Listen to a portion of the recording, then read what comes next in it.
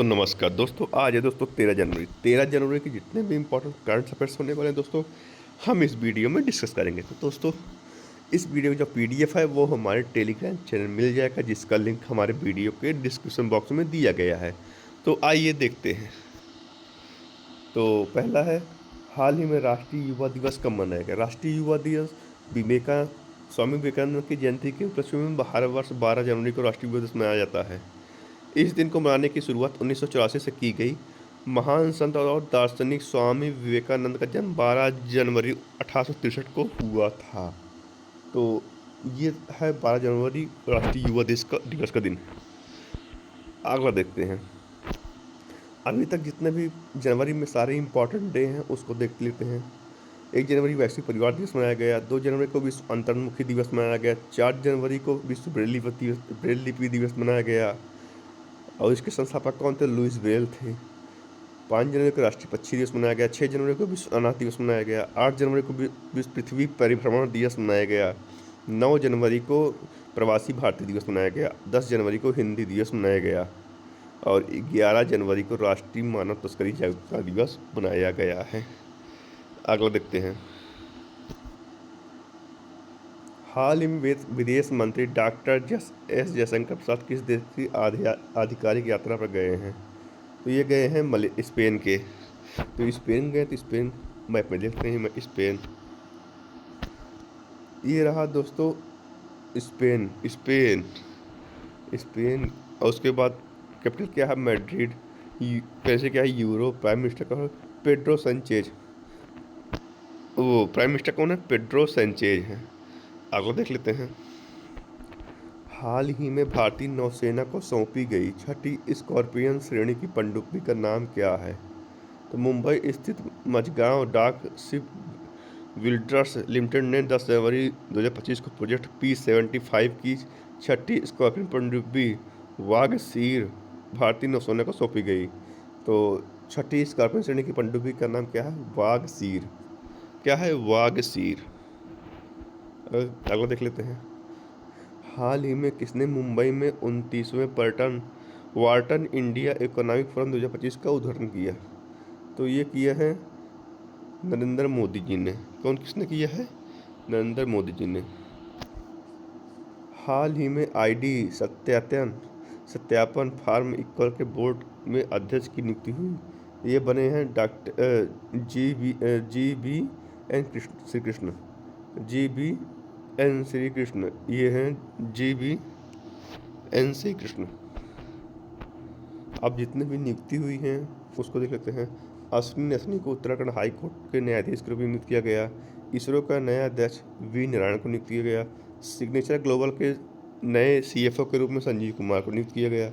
बहादुर सिंह सग्गू भारतीय एथलेटिक्स महासंघ के अध्यक्ष बने।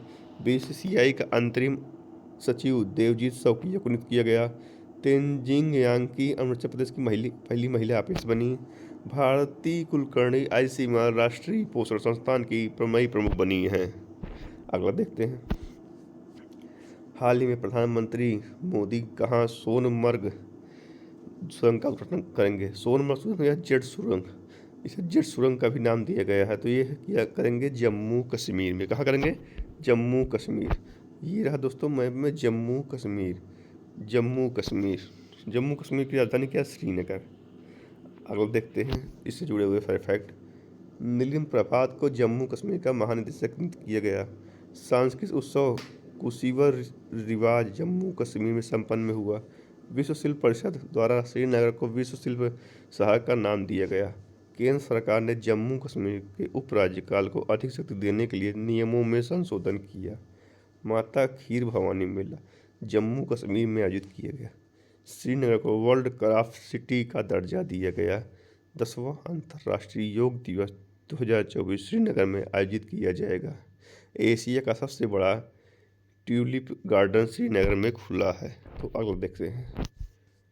हाल ही में भारत ने राफेल तूफान के बाद किस देश को मानवीय सहायता भेजी?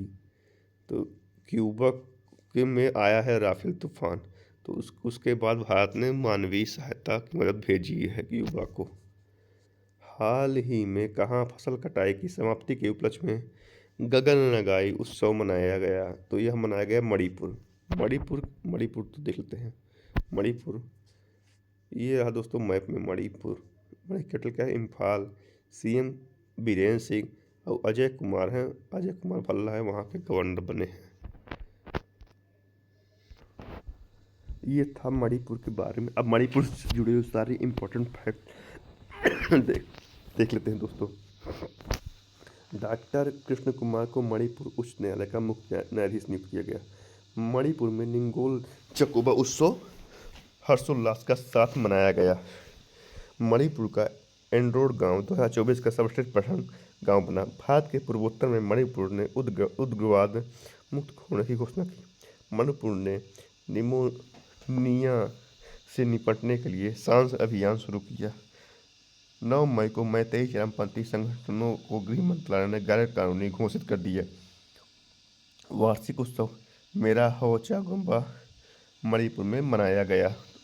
ये है दोस्तों हमारा टेलीग्राम चैनल।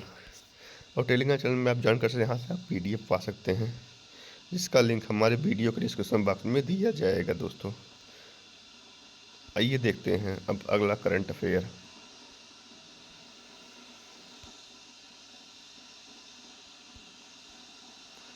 तो अब आज के करंट अफेयर में अगला है, हाल ही में किसने विकसित भारत 2047 के लिए युवा शक्ति दृष्टिकोण नामक पुस्तक का विवेचन किया? तो यह किया है नरेंद्र मोदी। नरेंद्र मोदी ने किया है। अब पुस्तक की बारे चर्चा हुई तो जितने भी अभी तक पुस्तक विमोचन हुए हैं उनको देख लेते हैं। जम्मू कश्मीर और लद्दाख युगों के माध्यम से पुस्तक का विमोचन अमित शाह ने किया। गौरी ग्रोवर के द्वारा लिखित पुस्तक द रीडिंग जज life and legacy of justice A.N. Grover का विमोचन हुआ। गजेंद्र सिंह शेखावत ने new Bharat Modi vision and development नामक पुस्तक लिखी। डॉक्टर दिनेश सहारा ने अपनी पुस्तक दलाई लामा की खुशियों का रहस्य का विमोचन किया। ये दोस्तों पुस्तक इम्पोर्टेंट है। मणि कोटवाल के द्वारा लिखित पुस्तक बियॉन्ड द हाई बॉसन का विमोचन किया गया। डॉक्टर कुमार धोड़ावत के द्वारा लिखित पुस्तक माँ मदर का विमोचन किया गया। और दोस्तों आपको दोस्तों याद होगा गगन गिल जो हिंदी के साहित्य अकादमी पुरस्कार के लिए दिया गया। और दोस्तों उनकी पुस्तक का क्या नाम था? अगर आपको पता होगा तो उसको जरूर बताइएगा। अगला देखते हैं। हाल ही में नीरज चोपड़ा को किस देश की पत्रिका में ने सर्वश्रेष्ठ भाला फेंक का खिलाड़ी चुना? तो अमेरिका में तो 2020 टोक्यो ओलंपिक में के स्वर्ण पदक भारत के नीरज चोपड़ा को प्रतिष्ठित भारतीय Patrick track and field league ने 2024 सर्वश्रेष्ठ भाला फेंक खिलाड़ी नामित किया। पत्रिका ने ग्रेनेडा के एंडरसन पीटर्स को दूसरा स्थान दिया है। और हाल ही में वाटर 360 डिग्री सम्मेलन कहाँ हुआ? तो यह हुआ है रायपुर में। वाटर 360 डिग्री सम्मेलन कहाँ हुआ? रायपुर में। हाल ही में कहाँ पहले अंतर्राष्ट्रीय उत्तराखंड प्रवासी सम्मेलन का उद्घाटन किया गया? तो यह किया गया हरिद्वार में। तो अब उत्तराखंड के कैपिटल क्या है? देहरादून। CM कौन है? पुष्कर सिंह धामी। और गवर्नर कौन है? गुरमीत सिंह। कौन है? गुरमीत सिंह। और उत्तराखंड में जिम कॉर्बेट नेशनल पार्क है। जिम कॉर्बेट नेशनल पार्क से याद आया है, जो काजीरंगा नेशनल पार्क है असम का, वहाँ पहला सैटेलाइट से कनेक्ट नेशनल पार्क बनाया गया। अब उत्तराखंड जुड़े सर्टिफिकेट 38वें राष्ट्रीय खेलों की मशाल को तेजस्वी नाम दिया गया। 8वां कौतिक अंतर्राष्ट्रीय फिल्म महोत्सव नैनीताल में हुआ। उत्तराखंड के वन विभाग ने महाभारत पर आधारित एक उद्यान विकसित किया। 10वीं विश्व आयुर्वेदिक कॉन्फ्रेंस एवं आरोग्य एक्सपो का आयोजन देहरादून में किया गया। वरिष्ठ IPS दीपम सेठ को उत्तराखंड का DGP नियुक्त किया गया। उत्तराखंड में लोक पर्व इगास बग्वाल बनाया गया। प्रधानमंत्री मोदी ने एम्स ऋषिकेश की पहली हेली एम्बुलेंस सेवा संजीवनी का शुभारंभ किया। हाल ही नवंबर 2024 में भारत की औद्योगिक वृद्धि दर कितनी रही? तो यह रही 5.8%। और दोस्तों GDP NSO द्वारा GDP दर का अनुमान 6.2 लगाया गया है। इंफ्रास्ट्रक्चर डेवलपमेंट में भारत की 10 सालों में वृद्धि दर 60% रही है।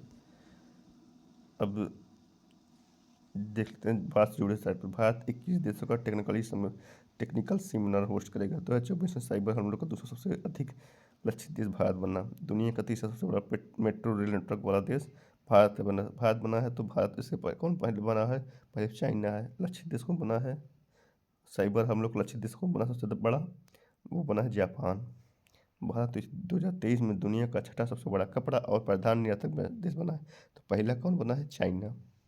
भारत का विदेशी मुद्रा भंडार बढ़कर $709 बिलियन हो गया है। भारत 2023-24 से अब तक का सर्वाधिक कोयला उत्पादन देश बना। भारत के पहले बायो बिटुमस राष्ट्रीय राजमार्ग का उद्घाटन नागपुर में हुआ। आज का आखिरी क्वेश्चन है, हाल ही में किसे मुंबई मैराथन का राजदूत नियुक्त किया गया? तो ये किया गया है मोहम्मद फराह को। 4 बार के ओलंपिक और 6 बार के विश्व चैंपियन मोहम्मद फराह को छत्रपति शिवाजी महाराज टर्मिनल से शुरू होने वाले मुंबई मैराथन के विश्व संस्करण के लिए अंतर्राष्ट्रीय इवेंट एम्बेसडर के रूप में काम करेंगे। दोस्तों ऐसी ही जानकारी दोस्तों हमारे चैनल को लाइक और सब्सक्राइब जरूर कीजिएगा। दोस्तों डेली उठकर आप हमारी वीडियो को देखिए और फ्रेश माइंड से आप नई ऊर्जा के साथ शुरुआत कीजिए। धन्यवाद।